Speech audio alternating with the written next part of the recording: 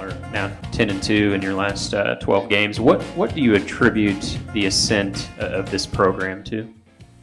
Yeah, I did not know that stat. That sounds good though. 10-2.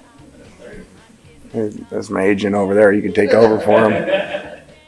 As frustrating as today was, does it at all make you question the decision to coach out the rest of the season? Never. Not even a thought. Trying to get players to do the right thing, and we use playing time and opportunities in football to try to get them to do the right thing personally and academically.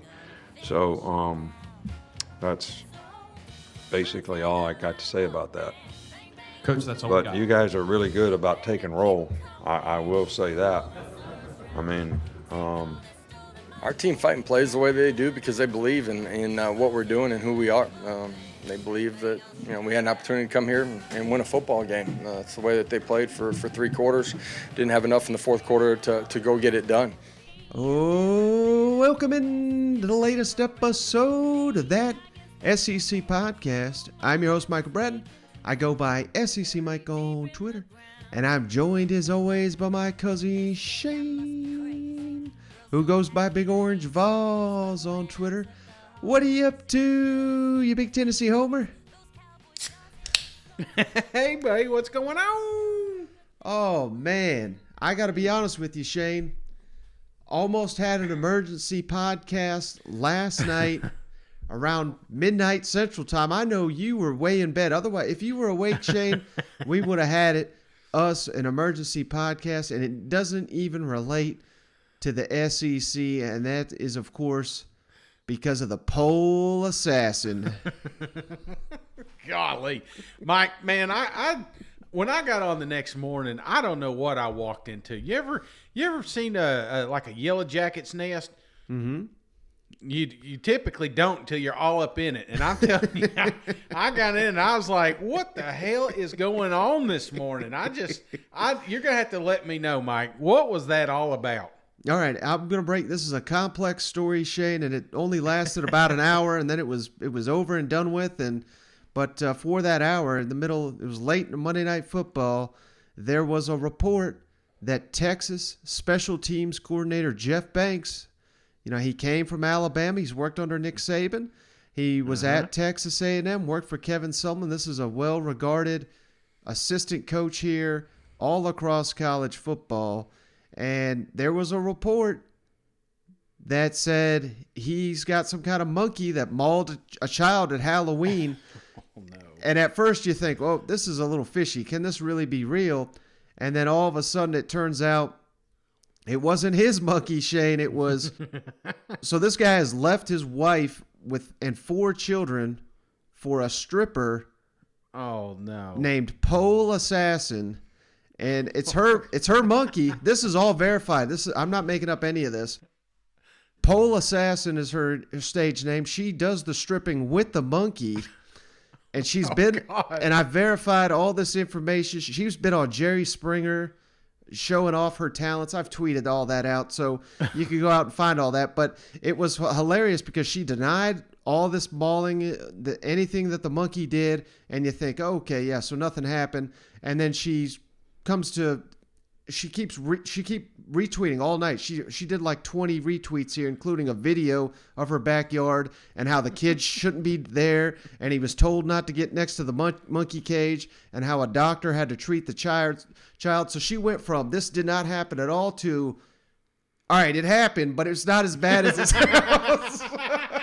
And next thing you know, she deleted her entire Twitter. Of course, everybody, copies the videos and copies the tweets. So it's all out there. But that's basically summed up the saga of Pole Assassin, which lasted about an hour. But there was about 100,000 tweets about it. Golly. Steve's starting to drink again. Oh, my God. The Pole Assassin. See, I woke up to the video of her. This is what I caught. So I wake up and she's like, and this is where the gate's at. And she's walking with the camera. And then she walks around by the pool. And then there's another gate. And then the monkey. And you can't stick your hand in the cage, or this is what happened. So I'm like, in the mix of all this, I'm seeing like a million memes and all this stuff, and I'm like, golly, it's like it's like the Tiger King, It's just like I missed the whole Netflix thing, and everybody watched it but me, It's just like that's what it felt like, Mike. So, damn, yeah, special team coaches are always the craziest, aren't they? Yeah, without a doubt. They just you think of some of the greatest special teams coaches, and there's a nut loose, man. And you got to when you're running down there and you're hitting at 100 miles an hour. I guess you need some crazies out there, and this is par for the course. So I guess Texas took the lead. Welcome to the SEC, guys. Yeah, if nothing else, that was kind of the thought after all this. Texas really is ready for life in the SEC. After the pole assassin and the monkey. The monkey's name's Gia. I've come to find that out as well. So that's all the information I got on the pole assassin. I had to start the show with that one. You know what? Oh my gosh. Well, I'm sure there's a few people are seeing these monkeys running around, and you're just like, what the hell is that? Because that was me. I woke up and I'm like, what did I miss? Did this thing run on the field or I didn't know. I thought it was maybe like a Peyton Eli thing there for a second, and then. Oh, golly. So the stripper's up all night tweeting. So now she's deleted her account. And has there been any statements? Just curious. We don't have to talk about it much more, but has there been any statements come out of Texas? Or that's all the monkey business that I'm aware of there, Shane. Oh, God. Oh, pun intended. All right. Jeez. Well, hey, speaking of the show, Shane, I mean, I know we had to start with that, but we've got a loaded show here. We got a couple games to break down, and we got Thomas Goldkamp of 247 Sports, Swamp247 down there. He was very gracious with his time to give us some insight of what's going on down there in Gainesville and Dan Mullen and all this. So loaded show, brother. You ready to go around the league? Let's do it. Now let's go around the league. This is not a democracy. Everybody doesn't get to do what they want to do. Everybody don't get to do what they feel like doing. You got to buy in and do what you're supposed to do to be a part of the team and do the things you need to do in practice every day. Sense of urgency, play fast, execute, do your job. Guys on the sideline sitting there pouting. I can't stand that either. Sit there and pout on a sideline. Because that's the ultimate in selfish. Well, the last play didn't go my way, so I feel so bad. Well, nobody thinks, well, you're a tough person when you do that. Nobody thinks that. What they do is they point at you and laugh, and then they nudge their buddy and, hey, they see that guy for this team over there on the sideline, and they'll use words like wimp, although they'll use other ones too that I think are even better words with regard to describing what I'm witnessing at times. We see you as a tough, hard-nosed, boring football coach. It's nice to man up. Oh, thanks a lot. Who says that? Sam, I think Arkansas was an underdog in every game last year, and I know you guys don't worry about it. I know we were, yes. Oh, man, Shane, and I even forgot, this show's so loaded, I forgot, hell, the thing that just happened. College football playoff rankings.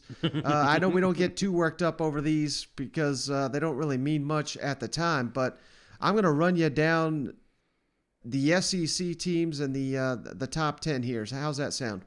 Okay, yeah, man. All right, number one, of course, no surprise, Georgia Bulldogs, number one team in the nation. Number two, now I'm going to give the playoff committee some credit because they got it right here, Alabama Crimson Tide. Definitely. No Cincinnati to be found, thank God, at number two. Number three, Michigan State. They're undefeated. They just beat Michigan. Okay. I think they deserve that spot. Number four, Oregon. They're 7-1, but they have beat Ohio State. They're the only team to beat them, and they beat them at Ohio State. So I understand that. Number five, right there, Ohio State. They're 7-1. And then we get to Cincinnati, number 6, probably about 20 spots too high, but I'm just I'm thankful they're not number 2. Yeah, the real pole assassin is Cincinnati.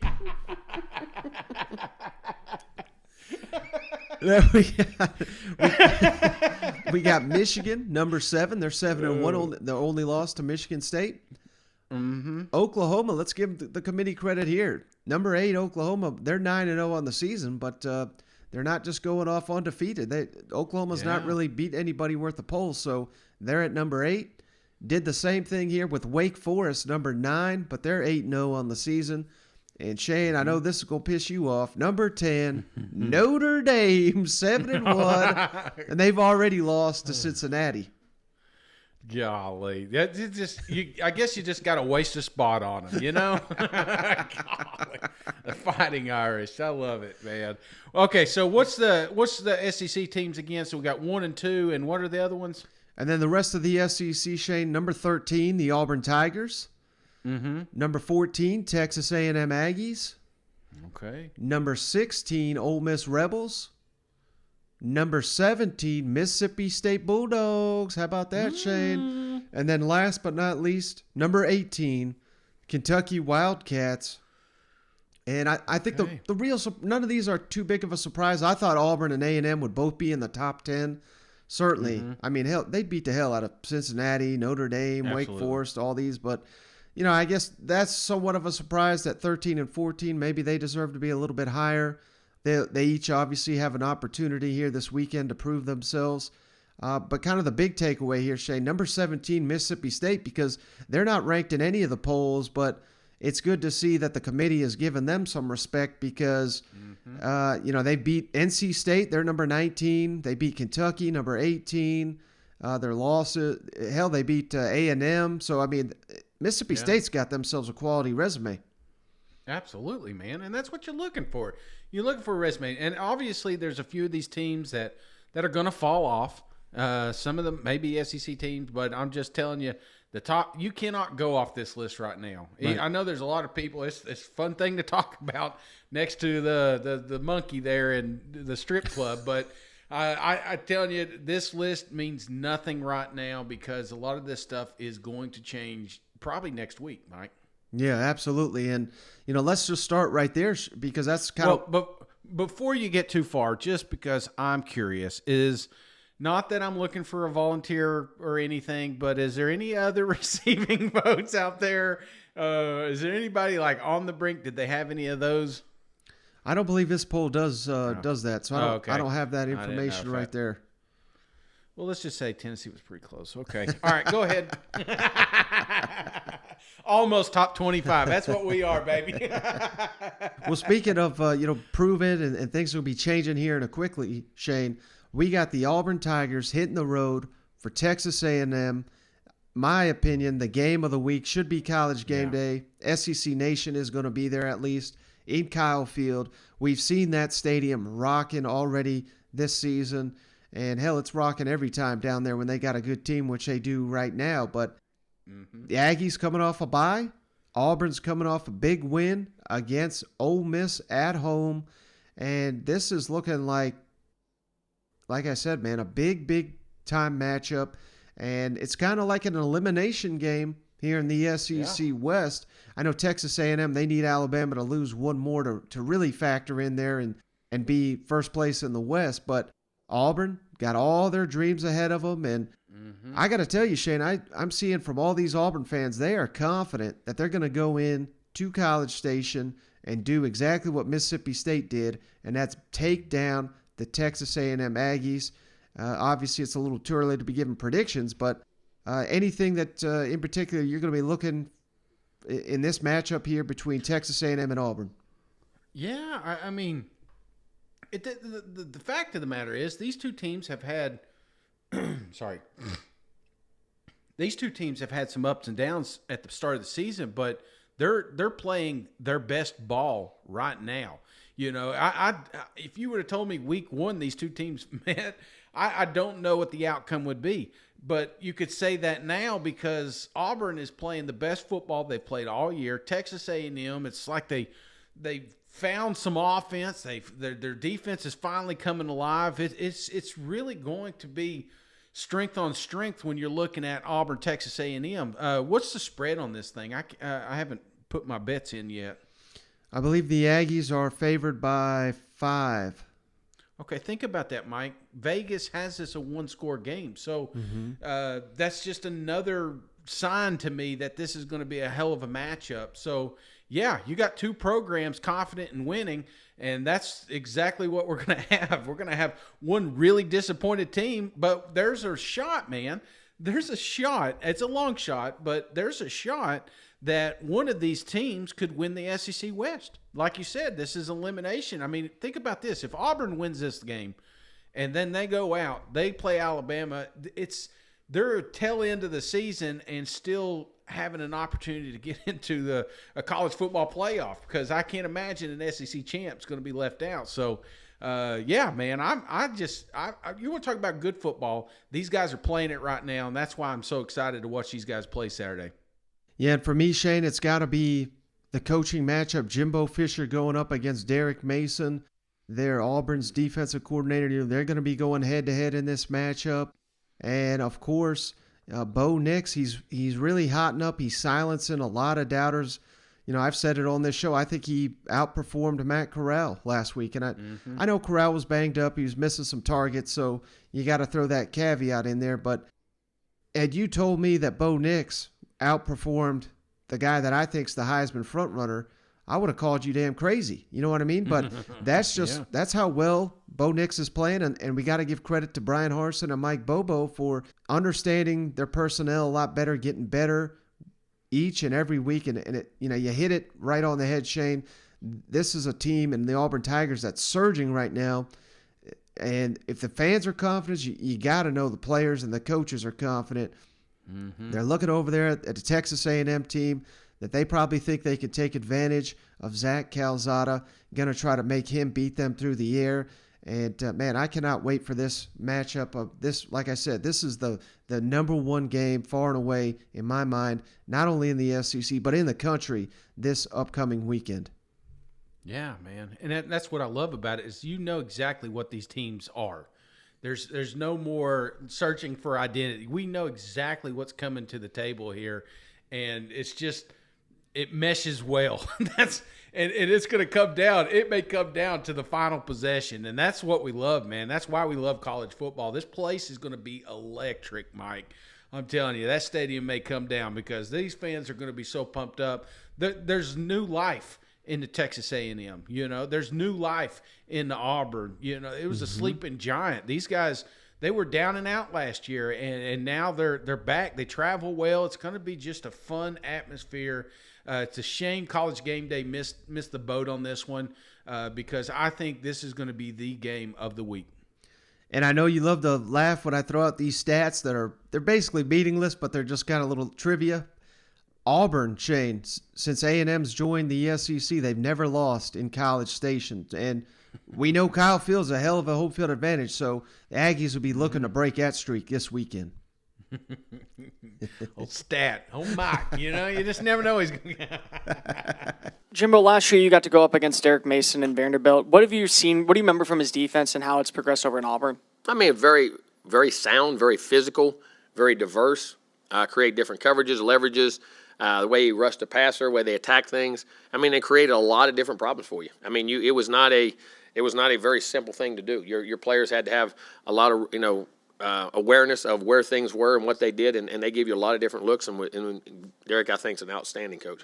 You touched on Harsin. Any personal connection with him? And then on who? I'm sorry. The coach, is it Harsin? Harsin, yes. Harsin. Yes. Any personal connection? And what about him and Bobo? What have they kind of done different with the offense? Do you feel? No. There's no Brian. I never knew Brian before. He was a very good coach at Boise. Knew of him, but didn't have a personal relationship. But I think they've done what the players can do. Mike has a great football mind, and Mike was a quarterback himself. Played at Georgia. Coached against him. I mean, Dad was a coach. He's grown up in it his whole life, and I think he understands how to take care of a quarterback, but also ask a quarterback to do what he does, and then expand the roles with the people around him and what he's done. And I think he's developed those guys into a very physical group that gets the ball to their playmakers, controls the line of scrimmage, and puts the quarterback in very advantageous positions to be successful. And then the quarterback does it on his own himself.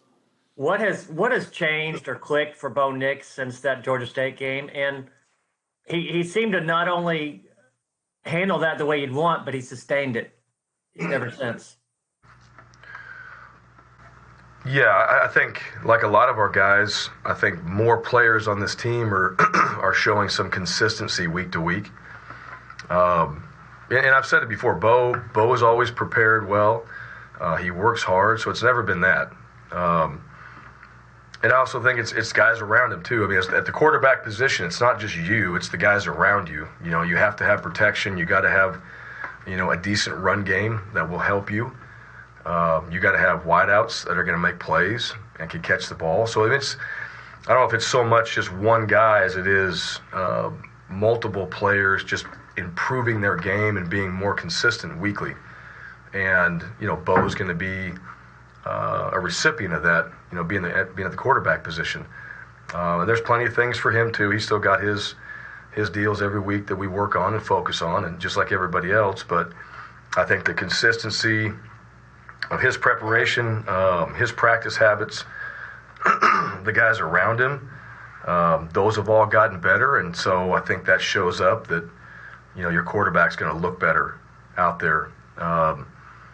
And the other part with Bo is he shows up every single week. I think in his preparation too, all the behind the scenes stuff that nobody sees, he's improving on that as well. It's maturity, it's playing the game, it's being in this offense now and kind of figuring out how it really is going to look at times, and that just takes time.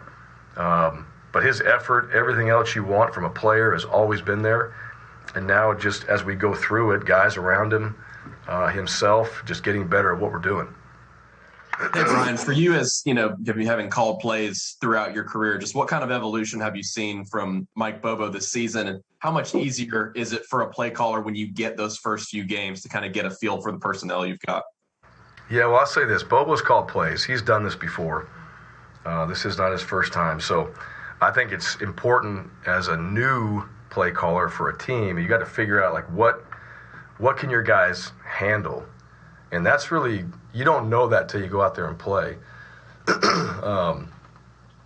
And so as the season went on, we saw some guys that we probably needed to move positions and put them in a better spot where we could maximize their ability. And then, we probably had some guys in there that didn't need to be in those spots. So, but you don't know that until you play. Who's going to perform on game day, and you see that once you get into the games, and then you kind of know how this guy operates. Because some things that look really good in practice didn't look great in the games. And the guys that look good in practice and then also look good in the games, those are the guys you're trying to make sure that are out there a little bit more. So to me, it was really just figuring that out. Who are the guys that prepare? Who are the guys that really take practice serious? Who are the guys that are going to go hard? And who are the guys that are going to be able to perform on game day? That as a play caller, you need to know that. That's why having a veteran team as a play caller is always a positive, because these guys have been through the fire and you know what to expect. We've never called plays in real games until this year with this group. So, it just takes a minute. And I also think too, as a play caller, your team evolves as well, and other guys get better. And so you also got to constantly be looking on your team who can help. And I think our offensive staff has done a good job of that. That's why we pulled some guys up from scout team. We've moved some guys around so we can get the best 11 on the field and get those guys that are truly preparing and competing in practice and improving in practice and do it the game. More opportunities when we go out there and actually play. All right, Shane, another really, all of a sudden this game's got a hell of a lot on the line. Let's kick it on down to Fayetteville, where Arkansas is going to be hosting Mississippi State, and red-hot Mississippi State. Hell, we just said number 17 in the college football playoff rankings. And don't forget Arkansas. They were number 8 in the country just a couple weeks ago before they had to travel to number 1 Georgia. Good news for the Razorbacks, Shane. They're getting right tackle Dalton Wagner back. He had surgery on his finger a couple weeks ago, so this is his first game back. But here's something that's on my mind, Shane, because, hey, you and I, we have been singing the praises of KJ Jefferson all season long, and I'm not sitting here saying he's a bad player by any means, because he almost willed them the victory. If you remember in that Ole Miss game, I mean, he was sacrificing his body. He was throwing it all over the yard, running it. But against Ole Miss, Shane, and against Auburn, they're 2 losses here in the SEC last 2 games.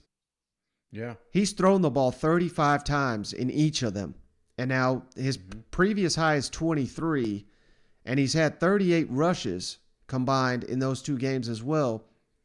And I think that's key to this game, Shane, because you cannot, the way Mississippi State is playing right now, we just saw Will Rogers, he's SEC Offensive Player of the Week, just broke the record, 92% completion percentage.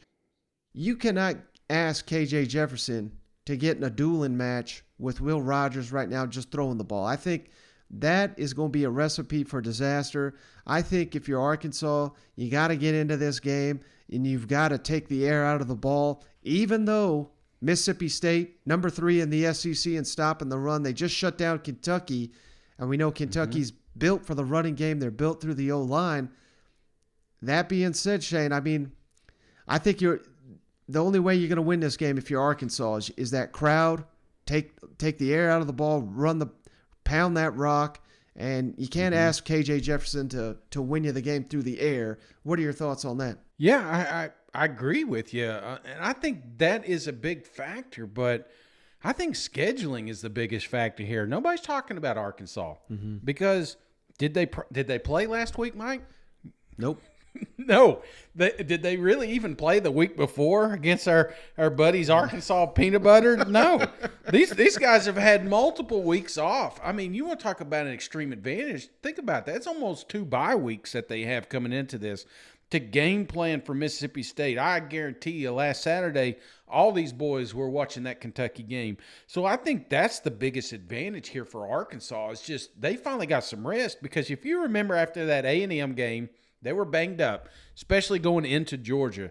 That team was given every. I mean, they were hurting, man, and I think it showed up the following week when they were going against Ole Miss and when they had to go toe and toe with Lane Kiffin. And let's not forget they almost won the damn game, Mike. They almost beat a top 20 team. So that's where I'm at with Arkansas. Is, you can look at the 3 losses and say, oh, well, Arkansas is not as good as we thought they are. Man, they are. And they've got some rest and coming in here. I think that's the biggest thing is you had Mississippi State going toe-to-toe with Kentucky last week. Did they win the game? Absolutely. But it wasn't an off game. Those guys had to put in everything they had. And I just think that's the advantage is that Arkansas has so much rest coming into this thing.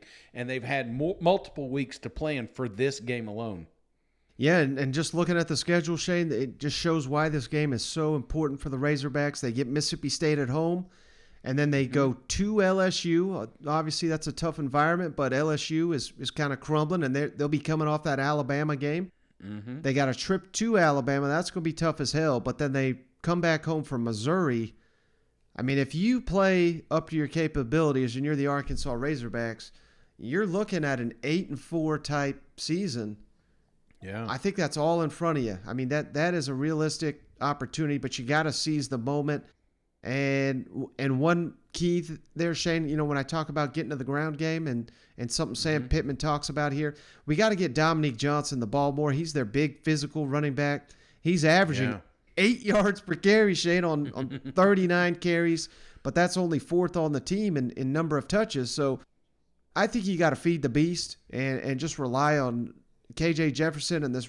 Hell, Arkansas goes 3 or 4 deep on the running back. I think you got to rely on these guys to get you there. Wagner or any of the others you expect to be back this week? Yeah, I think Dalton will be back. He practiced yesterday and did the walkthroughs last week. I expect him to be back.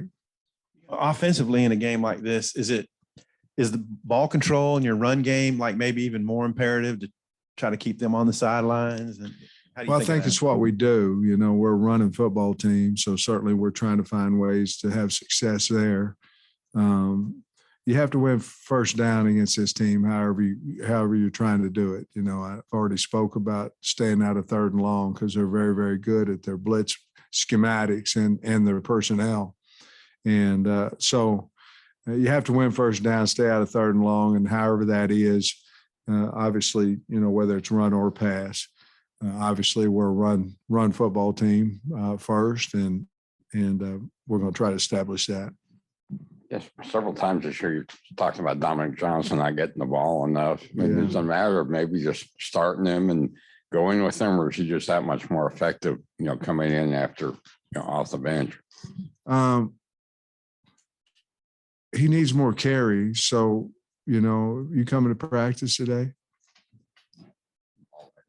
So, he needs more carries. That's how it is. So, if that's starting him to get the more carries, then that's what we're going to do. But he got to get more carries.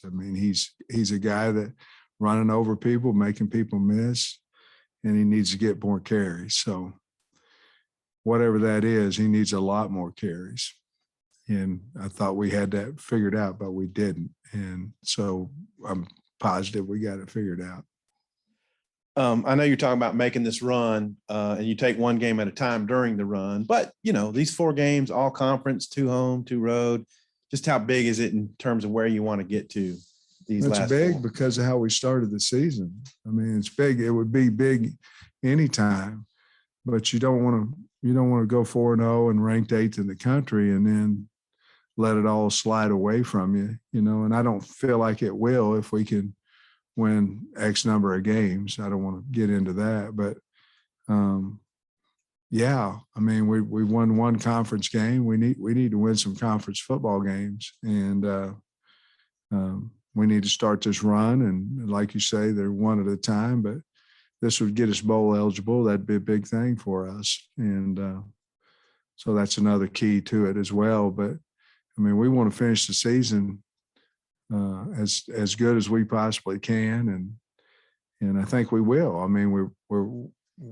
We're back healthy and things of that nature, but also the teams that you play are pretty good, and we know that. So it was a big challenge, but we're looking forward to it. 2 of the 4 at home, and it'd be good to get back in the stadium. Yeah, absolutely. And on the flip side, I think Mississippi State just got to keep doing what they do and playing great defense. That defense is what won the game last week. Right. A lot of people talk about, and we're going to get to the Tennessee-Kentucky game here in a minute, but a lot of people are talking about Will Levis and all that. I'm talking game of inches, and it was the effort that a lot of them defensive backs put in to make that game a victory. And I think that's what they got to continue to do. That's what Mississippi State is. They are a tenacious, they are a bend, not break defense, and do just enough so Will Rogers can keep the points coming. So I think that's what they do. The recipe's out for those guys. They just got to continue to keep playing the Pirate ball, and if they do that, they're going to win this game. If Arkansas just lets them get ahead, that's one thing that they showed us. We can't do a shootout, okay? Mm-hmm. Mississippi State's going to want that, but you're just not going to be able to do that because Mississippi State's got a tough defense, man. Yeah, and I think Mike Leach and his offense is going to come in with this one, Shane, thinking about last year. If you recall, of course, they beat the hell out of LSU in the opener. They were high flying. Everybody was patting them on the back. And then the second game of the season, Barry Odom came with a great game plan that everybody since has used against Mississippi State and kind of exposed them. So how does Mike Leach and Will Rogers adjust? That is going to be fascinating to see. I think this has got to be one that Mike Leach really, really wants to show that, because he got outcoached last season. There's no way to say it other than that. Mm-hmm. Wait, did they announce who's reffing this game yet? Both these teams have gotten screwed in the past. So. Coach, looking ahead at Arkansas, last year's game, I know it's very frustrating for you. Is there anything you can take from how Barry Odom and those guys kind of defended you last year? Do you see any carryover this year? Well, I think they'll do some similar things. I think that, I think they'll mix it up a little more. I don't think they'll be 100% comfortable bringing 3 every time. I think they'll probably be a little more aggressive. They don't really like to blitz, though. When you go back and watch the film of last year's game, what kind of stands out to you? What kind of went wrong in that ball game from your recollection? No, we never got in a rhythm at all. We never got in a rhythm. Their 3 could whip our 5. We sometimes had stuff underneath. Our eyes were in the right place. We didn't put the ball in what they gave us, and then we got frustrated, and then it became a series of overcorrections. Mike, a few years ago, an Arkansas fan had started a petition that had like 1,000+ signatures about Arkansas hiring you as their head coach. From your experience coaching or even your law background, does a petition like that ever have any type of pull to affect an athletic department? I don't know. Athletic departments can be quite political. It's and schools in general. I don't know. You'd have to really ask any of them. But the idea is not just, oh well, we get to run it. We're going to run it all the time. I mean, there's a point where you have to make choices what you're going to do and how you're going to move the football, But it is funny to see, because at some point in time, somebody's bitching about something. They either want you to throw it more or run it more. I've actually thought about running it virtually 100% of the time one game, throwing it 100% the next game. With my luck, some punter dropped the damn ball, so it'd count as a rush. And then brag about how balanced we are. Tell everybody how we're balanced. Yeah, nothing balanced about that. Balance has to do with production by position. All right, Shane, next let's jump on down to Columbia, where the Missouri Tigers, Shane, going on the road this week to face a #1 team in the nation.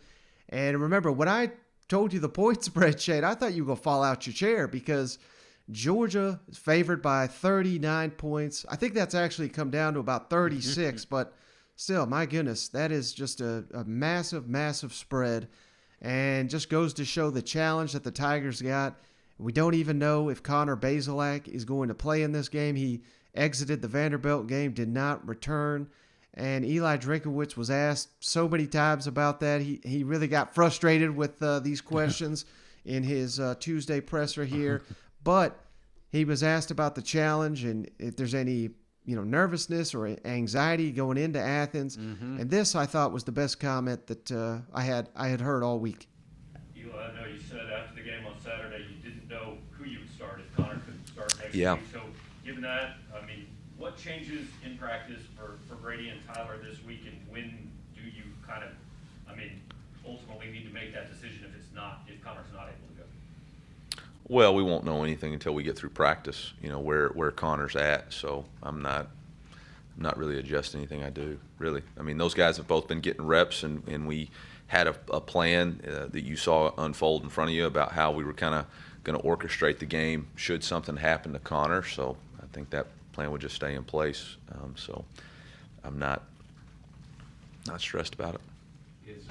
Regardless of health, is multiple quarterbacks playing on a regular basis philosophically? Is that something you prefer to avoid, or are there advantages, disadvantages? We're going to play the best person that gives us a chance to win the game. So if we felt like multiple quarterbacks gave us a better chance to win the game, then we would do that. Up until this point, that hasn't been the case. Coach, if Brady or Tyler were to play on Saturday, how ready are they to go against the #1 team in the country as their first career start? Is that something you think about at all?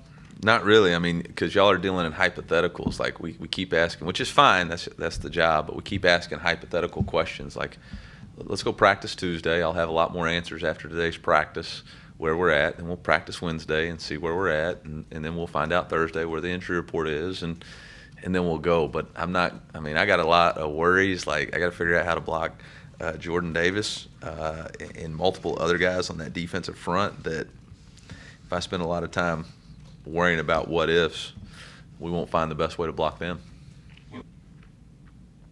Coach, is there an approach you want your players to take in a week like this, where you play the #1 team in the country, where there's that noise that may surround it, in whether they're on campus or social media or anything like that?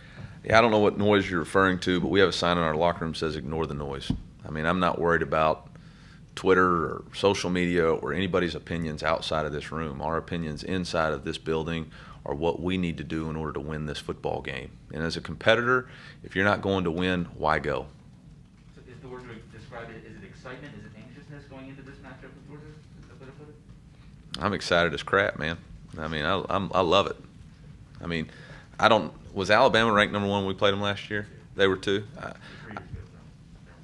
Yeah, I mean, I don't know. Obviously, as a head coach, I've never gone against the number 1 team in the country before, so that's pretty exciting opportunity.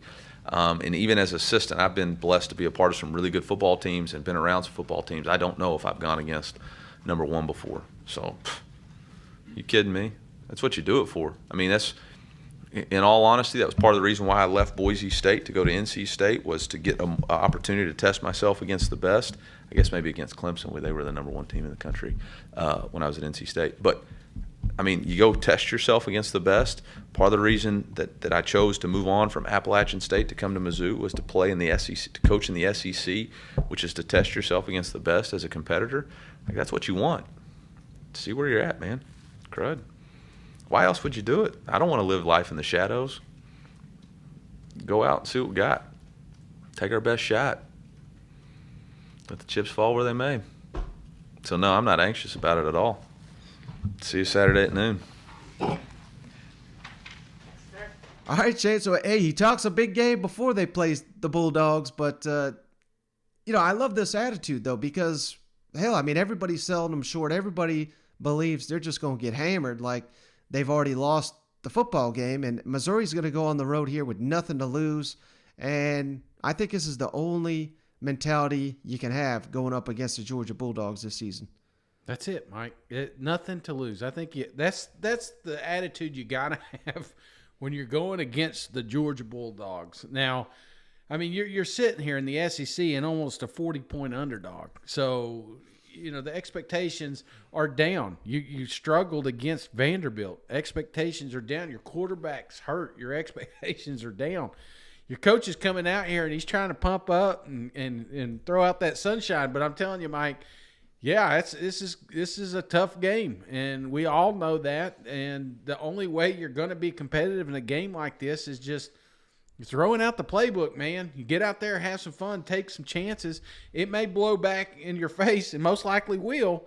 But to beat a team like Georgia, you got to be original, and you got to mix things up. You cannot go toe-to-toe with like a lot of – that's one thing. When you watch some of these games that against the Bulldogs, a lot of these teams don't change their identity. They come in and they try to go toe-to-toe with the Bulldogs. And how many losses do we have to see to realize that, hey, we're going to have to mix this shit up, or if not, we're going to get killed. So I think that's the thing. Eli is a hell of a coach. He's a hell of an offensive coordinator, and we've not seen it as much this year as I think we saw it last year. So I want to see him just kind of let loose. You ain't got nothing to lose here. Everybody's expecting you to lose. Well, go out there and make some noise. Now, let me ask you on the Georgia Bulldogs, Shane, is this the week that you insert JT Daniels? If he's healthy like they say he is and 100% and all that, and because you're looking at the schedule here, I mean, you should cruise to Atlanta. You've already locked your spot up. And I think the only thing negative I would say about JT Daniels at this point in time is just his rust and, his health. But if he's 100% healthy, I mean, I think this is, hell, you're a 39-point underdog. I mean, if this has got to be a game, I think that if he's able to play, you got to put him in there to just kind of to get him back in the rhythm of things, don't you think? Absolutely, Mike. I think when you look at the Georgia Bulldogs, we know this is the best defense that's ever came out of Athens. Okay, we know that it's proven. These guys are tremendous. The offense doesn't have to do anything.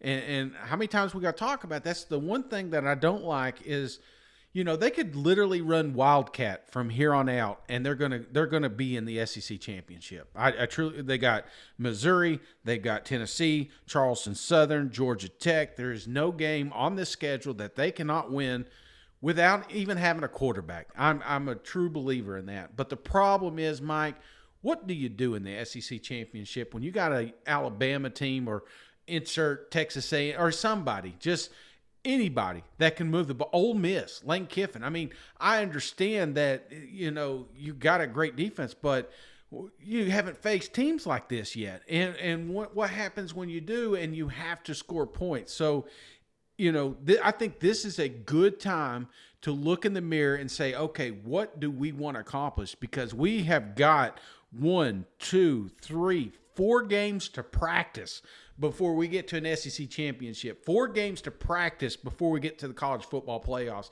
Is the team the way we want it?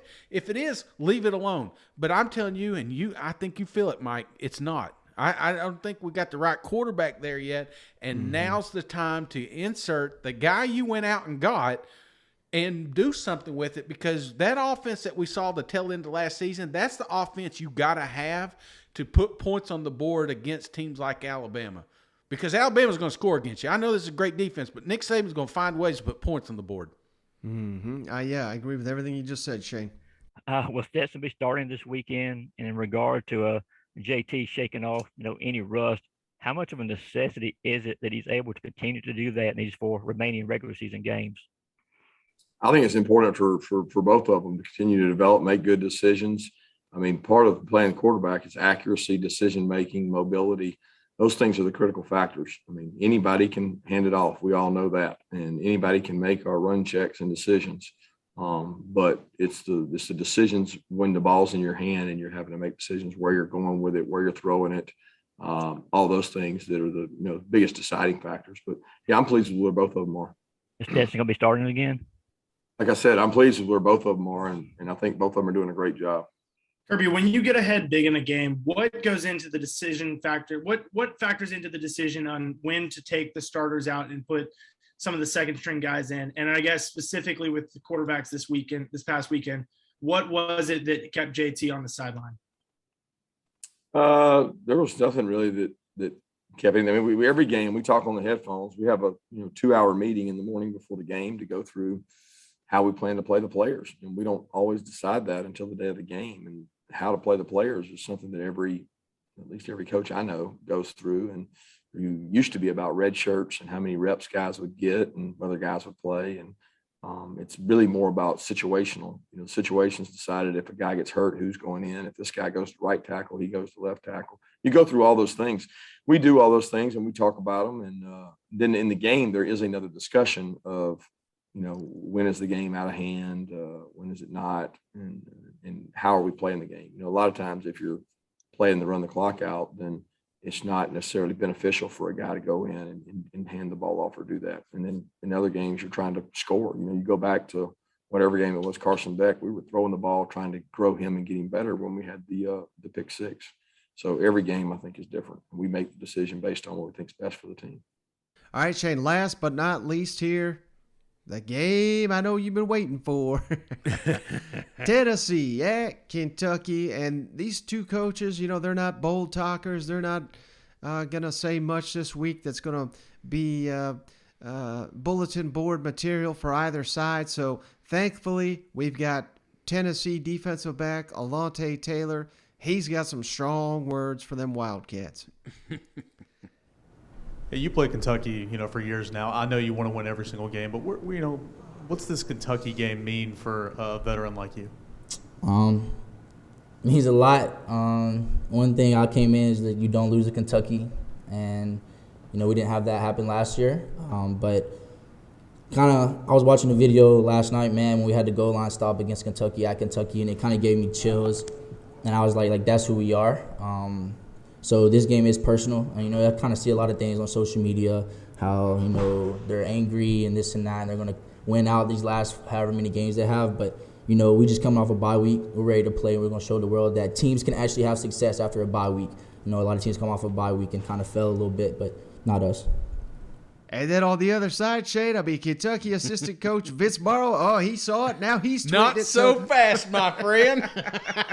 Now we've got the war of words on social media thanks to these two, and I'm just thankful for it. Like I said, because these two head coaches, they're not one for bold talk. You know what? Absolutely, Mike. This is shaping up to be a beautiful game. A few weeks ago, I would have said I was hoping people forget bourbon bets, but now I'm back in it, because I'm sitting here and I'm like, hell yeah, Tennessee's going to win this thing. But Kentucky fans are saying the exact same thing. We are both going in and expect to win this game, and that's what I love about it. Kind of reminds me of that Tennessee-Kentucky game a few years back. when it came down to a goal line stand. Yeah, one of my favorite Kentucky games. But I'm just it just feels like it's going to be a tough fought game. We got coaches chirping, we got players chirping, we got the fans chirping, people getting blocked on Twitter. I mean, this is a beautiful time. This is a rivalry that is waking up, and that's what I like about it because, man, in the 80s, we didn't talk about Kentucky. Kentucky was a team you just went out and beat. Vanderbilt was a team you just went out and beat. There was just a few of those on your list. You're just like, you know what? Let's just go out and beat them. But you can't do that now because Kentucky's actually got a good program. I know a lot of people are discouraged last week, but I'm telling you, that was a game of moments, and they just didn't have enough fall their way. Kentucky is a good program. The thing about Kentucky, though, is they have got to find some weapons, Mike. It cannot be just the Rodriguez show. It cannot just be the Robinson show. It can't be held on wheels. Look what happened when Levis was the guy that had to win a game. You cannot have a group of individuals. That's not how Kentucky plays football, man. They need a team effort. And right now, I'm a little leery because I've not seen it. In Tennessee, coming off a bye week, they are hitting on all cylinders right now. You thought Mississippi State was an offense. You just wait, buddy, because I'm telling you right now, Heupel has got some shit drawn up, and you're going to see some offense real fast. And that's what Tennessee's got to do is get out early to shut the crowd up, because if they don't, then that would be your advantage. So this is just, any way you slice it, this is going to be another great game. Yeah, and it means the world to these Kentucky fans, Shane. I'll tell you how much it means to them. I misspoke on the last podcast. I said Tennessee won the game in 2017, 4 years ago. Cousin Ollie quickly corrected me on Twitter, so I apologize. Kentucky won the game 29-26 in 2017. But that's just an example, Shane, of just what this means to those fans up there. Absolutely. And they sold out the game about a month ago. And that's not the case with a lot of these SEC teams across the country. Across the Southeast, I should say. Sometimes it takes the week of. No, not this one. Kentucky fans are fired up.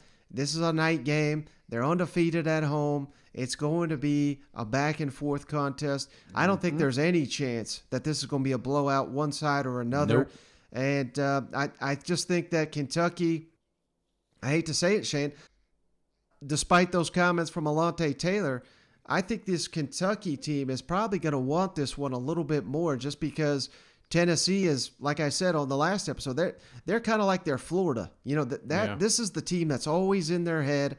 And I know certainly Tennessee, they feel like they should win this game, and I'm not saying they can't. But, it's pretty wild how these two programs right now are staring each other in the face. They're fighting to be the second, third best team there in the SEC East. And it doesn't matter what we say on this show. It doesn't matter what's said on social media. It only matters what happens on Saturday night there in Lexington. And these two are crossing paths more and more on the recruiting trail. So this means so much to both these programs. I cannot wait for this game. Yeah, not just the players, man. It's a border war. I mean, there's a lot of brothers down here and a lot of sisters up there that they all have that one Kentucky fan that is an uncle, or that one cousin that loves the Volunteers. We're next to each other. We work together. So this is a rivalry. And buddy, you think it's bad in the football? It's amplified in the basketball season. These guys hate each other year round, man. So. I'm super pumped up for it, and to tell you the truth, Mike, I have no idea how this thing's going to play out because there's just so many ways it could go. We've seen one thing. I will tell you, Mike, I am super impressed with the crowd noise and the crowd atmosphere of Lexington. I cannot believe, Mike. It almost. I mean, I can't believe they actually got. A crowd noise. You know what I'm saying? It's like it never crossed my mind that that's a dangerous place to play football. You think of Neyland, you think of the Swamp, you think of all these Jordan Hare, all these places that you play and how loud and how the 12th man nobody talks about. But when I'm watching that Kentucky-Florida game, man, I could not believe. It felt like there was 200,000 people in there at some time. So that's a factor. And so do they take over? Does Tennessee let them take over? I mean, there's just so many things that can happen in this game. And the beautiful part is, Mike, we get to watch it Saturday. So one of two things are going to happen. I'm going to send my address to a couple of my buddies up there in Kentucky so they can send me some bourbon, or I'm going to turn my Twitter off for a few days. So that's exactly what's going to happen after this game, Mike. And the only way this could get more amped up, I hope they're not going to, but I wish, oh how I wish, Shane, they'd roll out that beer barrel right before the game. You know what? Come on, I mean, it's time, and I don't want to get in the deep history of it, but this is big, man. This is the universities. This is a storied tradition, and I'd love for them to bring it back. And there's been signs of them rectifying old relics. You always see they've been secretly passing this damn thing, Mike. I don't know if you knew this, but just because we don't see it doesn't mean they're not holding it. So this thing's being passed around. And I saw the Vols thing came up, the VOLS, that was a big deal. So they're digging out some of these old relics, and hopefully this is one that will find our way back in, because there's nothing better than after the game holding over any trophy. Forget that it's a beer barrel. Just the fact that you're the winner that year, and it's just bragging rights that you can have with your buddies at work for an entire season. Absolutely. Well, Shane, we went pretty long here, so let's kick it over to our interview with Thomas Goldkamp, Swamp247. We're pleased to be joined by Thomas Goldkamp, 247Sports. You can follow him on Twitter at Thomas Goldkamp, and the podcast Swamp247, one of the outstanding Florida podcasts and websites there on the internet. Thank you, Thomas, for joining me. I really appreciate you. Yeah, thanks for having me on. Now, I wanted to start with this. I don't know how much I can only imagine how hard you're working and probably getting as much sleep as you can right now, but do you think Dan Mullen is the happiest coach in America that we got the pole assassin story coming out of Austin late last night? Yeah, I can't imagine it hurts. Anything to deflect away from, I think, the comments that he's made here in the last, 72 hours or so. Kind of take a little bit of heat off him. I'm sure he's happy. But yeah, okay, seriously though, that is, other than the pole assassin, Dan Mullen and everything that's going on in Gainesville, that really is the hot topic right now, not only in the SEC, but I think you could argue in the country. And so let's just start right there. What did you make of Dan Mullen's decision to basically, punt the ball when asked about recruiting? And what did you think about him just not even wanting to get into that?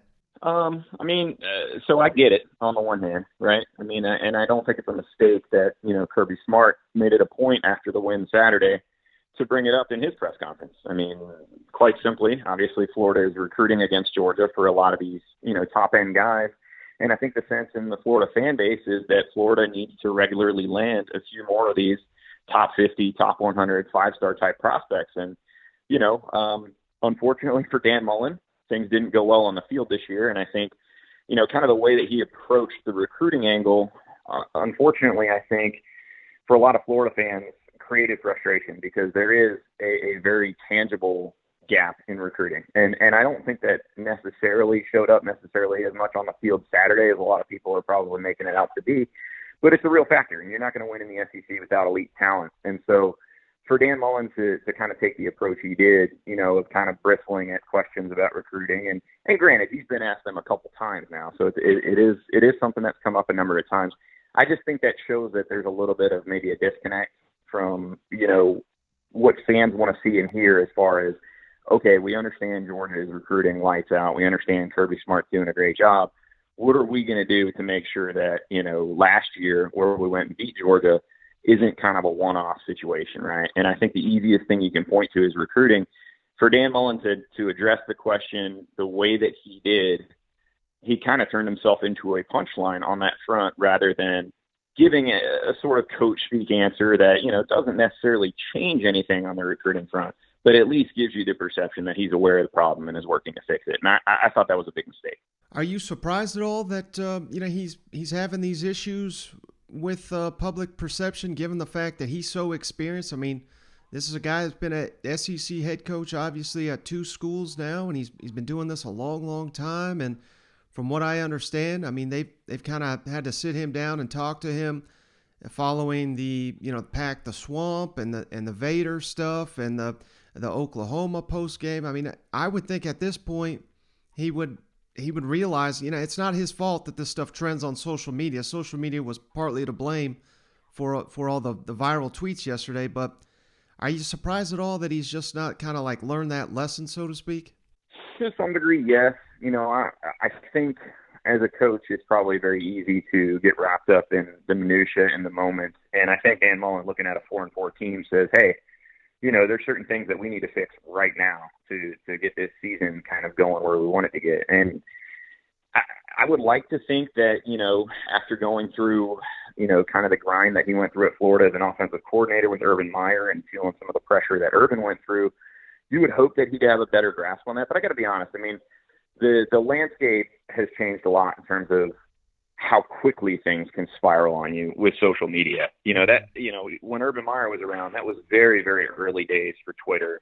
It wasn't really a thing in that time period. And, you still had the pressure, but I think it manifests in kind of different ways. And you would think, certainly with his time at Florida, watching what Jim McElwain went through from afar, while he was at Mississippi State, you would think that he'd have a better grasp on it. But I think, right or wrong, he's now taking the approach that, previous coaches have taken. And I think, unfortunately, it's starting to sound more like an us versus them kind of thing with the fan base and the pressure that, right or wrong, is coming from the fan base. And, am I surprised? Yeah, a little bit. And that kind of leads into what I wanted to ask you next. Obviously, they've kind of shut down all the media availabilities aside from that they have to do the weekly call on Wednesday. What's your read on why that decision was made, and was that a surprise to you? Yeah, it was surprising. I think talking to a couple sources around the program, it's pretty clearly a decision that's coming from Dan Mullen. And, I think part of that is he wants to circle the wagons and have his players understand that, hey, we are at a serious point here. We need to lock it in. We haven't done that. As a Florida fan, you would have hoped that would have happened after the Kentucky loss, but it didn't. And so they're here. I tend to think, again, this is as much a perception issue now as far as turning into a kind of a PR fiasco as, the actual problems of Florida being 4-4. And like I said, I think, the perception has spiraled away from him very quickly. I think the intent was to kind of rally the troops behind closed doors. And unfortunately, because of the way he answered certain questions in his Monday press conference and then the move to shut down the media, it instead has looked like, kind of a panic move, in my opinion. Mm-hmm. Now, I wanted to ask you, I know you're not, Blake, your podcast co-host is more of the recruiting guy, so I don't want to ask you anything too in-depth on the recruiting, but I do want to ask you the issues that they're having, particularly with this recruiting class. Do you think that is, partly because it certainly seems like a number of the assistants may not be returning, so there's uncertainty there, or do you think there's a larger issue within the program than why the recruiting is kind of floundering at the moment? Well, I think uncertainty never helps in recruiting, right? And I think a lot of people knew really from the end of last year that, defensive coordinator Todd Granson was going to be on a bit of a hot seat this year. And, despite the fact that the defense really hasn't been at fault a whole lot this year in terms of wins and losses other than really the LSU game, you kind of know where that one's headed. And so I think that does add some uncertainty into the mix. Both of the two guys that decommitted after that LSU game were on the defensive side of the football. And, I think really for me, though, the recruiting thing, and again, like you said, Blake Alderman, my co-host on the podcast, is much more plugged into the recruiting side. But to me, it's kind of part of what we were talking about before. Is it kind of trickles down from the top, right? And when you see Kirby Smart talking about recruiting right after a game, and Dan Mullen takes the opposite approach of saying, hey, we'll talk recruiting after the season. We're focused on the season right now. That belies, I think, the underlying issue, that it's the emphasis coming from the top down, in my opinion, just isn't where it needs to be from Dan Mullen. Now, I hate to even ask you this because I don't want to put you in a tough spot or anything, but and hell, I think if the Florida Gators win the next 4 and they go to a bowl game and win it, I mean, this narrative could change here in a month's time, so to speak, but would you be surprised at all if Dan Mullen is not the head coach next season at the Florida Gators? And again, I'm not asking you to predict whether he will be or not, but I'm just wondering if you'd be surprised if he's not there at this point. I would be. I think, given his relationship with the athletic director, Scott Strickland, I think given the fact that you saw what, Florida could potentially be capable of with Dan Mullen in glimpses last year, when he had an elite quarterback in Kyle Trask, and really Florida was a defensive way, from being a college football playoff contender. I think that's kind of the frustrating part with Mullen is you can make a case both ways, and I think it can be a pretty compelling case both ways. Now, I think the bigger thing to watch at Florida down the stretch here is I think it would be a lot would have to happen going the wrong way for Dan Mullen not to be the coach in 2022. But to me, the more important thing is which of the changes that a lot of people feel he needs to make are going to be ones that he'll actually make. And those are, talking about some of those staff changes, bringing in presumably a new defensive coordinator with a little different set of ideas, bringing in maybe another assistant coach or two that can help you on the recruiting trail. Those are the things that Dan Mullen is going to have to figure out, whether or not he wants to do this offseason. And I think that's going to be more important. But I don't think we're quite yet at the point where you're talking about Dan Mullen not being the coach after this season. Mm-hmm. What do you expect from the quarterback rotation the rest of the season? I mean, have they turned it over officially, do you think, to Anthony Richardson, even though he struggled against Georgia, which we all know has got the best defense in the country? I don't know. And part of that is we don't really know the severity of the injury that knocked him out of the game against Georgia yet. Been asking around on that. From what I was told, yesterday, they don't do a whole lot typically at Monday's practice, and Richardson was pretty limited. So I don't know exactly what the extent of that injury is. I would imagine if he's healthy, Dan Mullen probably has to kind of see the writing on the wall. And, I say that. I mean, maybe not. I would certainly think that playing Anthony Richardson more down the stretch is going to be one of your only, realistic ways to kind of get the fans back on your side, so to speak. Mm-hmm. All right, last question for you, Thomas. I really appreciate your time, but, going into this final stretch here, looking at the schedule, South Carolina, Samford, Missouri, Florida State, you got to assume that Florida is going to be a heavy favorite in each of those ball games.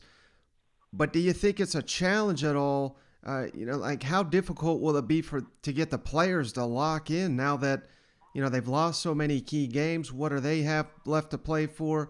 I know you guys over there at Gator 24/7 just added a former player to the staff, and on your latest podcast, he was referencing, how difficult this can be for the players themselves. How big of a challenge is it going to be to get the Gators up for this last 4 games for Dan Mullen and his coaching staff? It's going to be a huge challenge. I mean, there is no two ways around that. I actually wrote after the Kentucky game that I thought Dan Mullen was in a position as a coach that he probably had never been in before. And again, I'm not as familiar with his time at Mississippi State as some of the guys that covered him on the beat there. But I don't think it's unfair to say the level of expectations are different at Florida than they were at Mississippi State. And I think after that Kentucky game, when you talk about Dan Mullen kind of offering that glimpse, in 2020 of a team that was on the verge of the college football playoffs, in some ways that makes you a victim of your own success, where, you scratched the surface of that expectation at Florida, which is to be a championship program.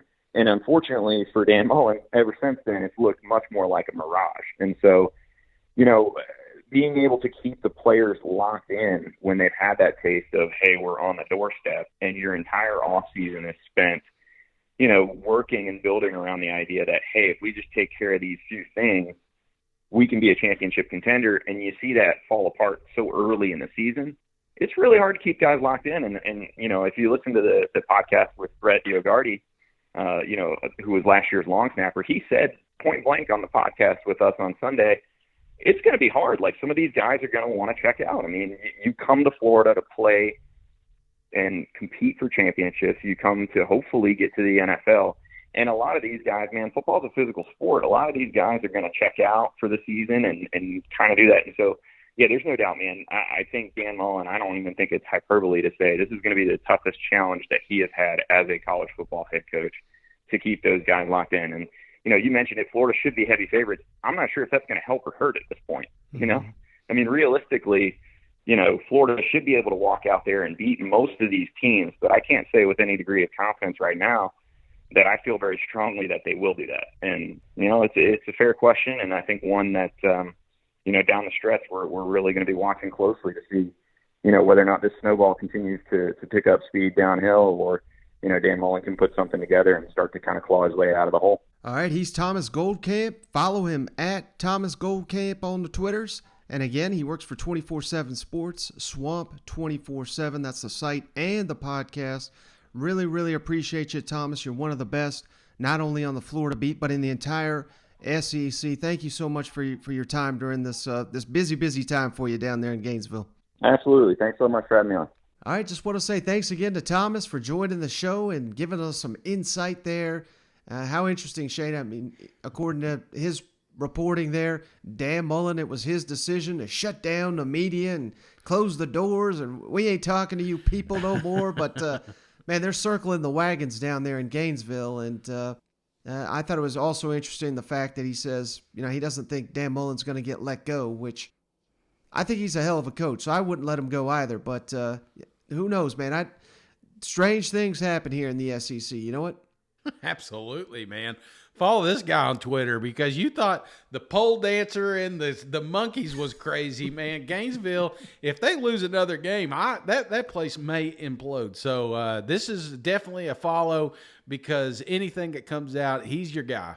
All right, Shane. Well, I think that's going to do it, man. We went long on this one, had an interview, got to touch on a number of SEC teams, and man, I know it's just the middle of the week, brother, but I'm already fired up for Saturday. How about you? Hell yeah, man. As soon as we get off here, I'm going to go ahead and get my lock of the weekend, and I'm feeling pretty good, Mike. I've been looking over a few of them here, and I've been kind of waiting for some of these spreads to change a little bit, but I think now's a sweet spot. So get on there tomorrow, do some gambling, and just helps you enjoy the games a little bit more. So I'm looking forward to it, Mike. It's going to be a wild weekend. Absolutely. Well, thanks as always for joining me, brother. Appreciate each and every one of you for tuning in. We'll catch you on the next one. All right. See you guys. Go Vols.